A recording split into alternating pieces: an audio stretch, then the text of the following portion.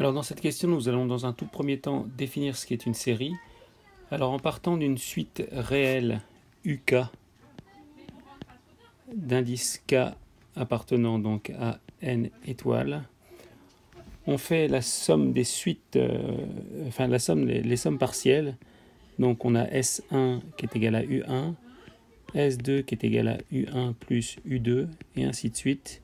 Et alors Sn est égal à U1 plus U2 plus jusqu'à UN, et ceci on peut le noter sous la forme d'une somme aussi, c'est la somme pour k est égal à 1 jusqu'à n uk. On crée ainsi la suite des sommes partielles Sn d'indice n, que l'on appelle aussi la série de termes général uk, et que l'on note de cette façon-là. Alors une série est convergente si la suite Sn, donc des sommes partielles, convergent, et donc on a donc somme des UK convergentes. Ça veut dire qu'il existe un réel S tel que la limite quand n tend vers plus l'infini de Sn est égale à S, qui est égale donc à la somme de la série de termes général UK. Et puis dans le cas contraire, une série est dite divergente. Alors il y en a une assez connue qui est la série harmonique, qui est la somme donc des 1 sur K. Et donc cette série est divergente. Alors il existe un théorème qui nous dit que si la série, si la série UK converge, alors la limite de UK quand K tend vers l'infini est égale à 0. Alors ceci, ça veut dire que donc limite de Sn quand n tend vers l'infini est égale à petit s.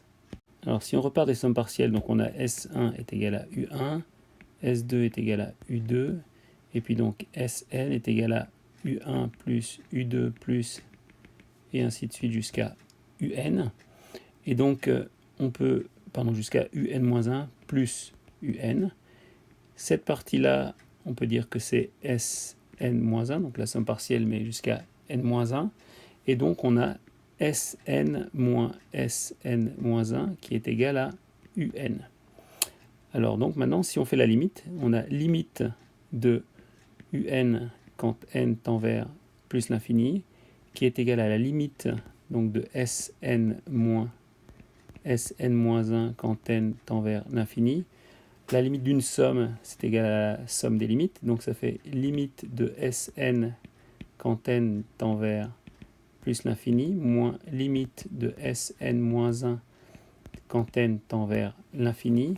Et puis donc par hypothèse, ici on avait que la série est convergente, donc la limite vaut S, et donc dans ces cas-là, ici ça fait S moins S, c'est égal à 0.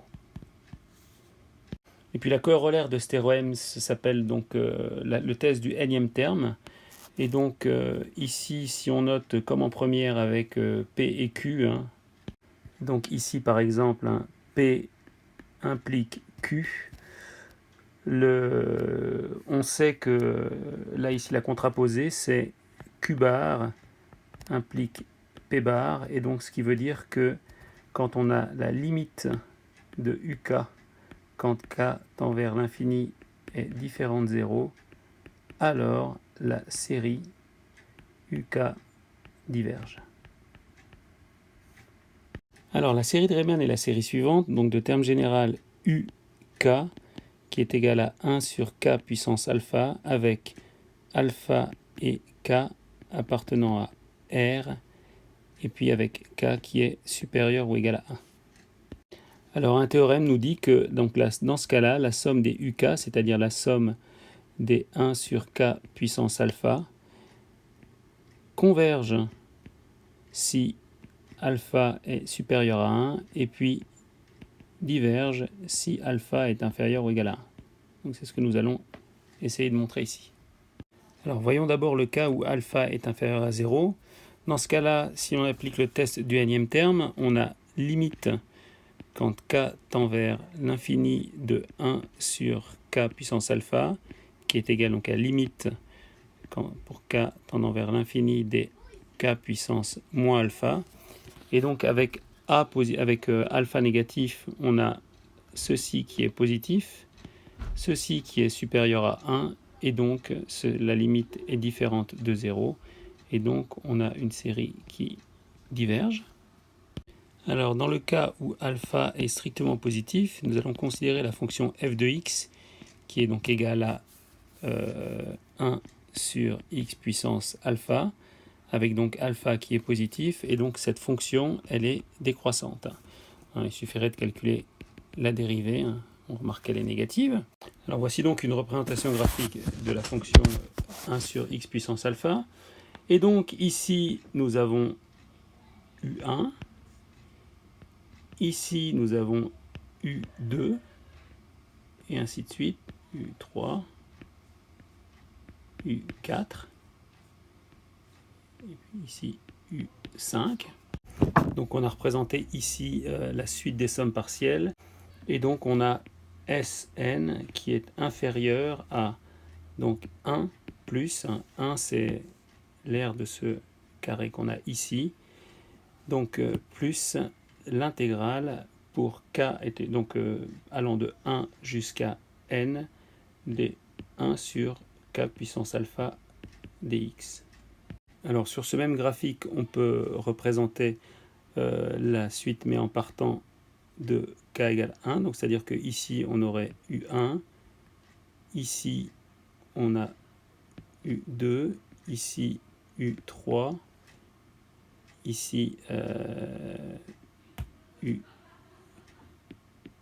et ainsi de suite, et donc on a que Sn, il est supérieur à 1 jusqu'à, alors n plus 1 de 1 sur x puissance alpha dx.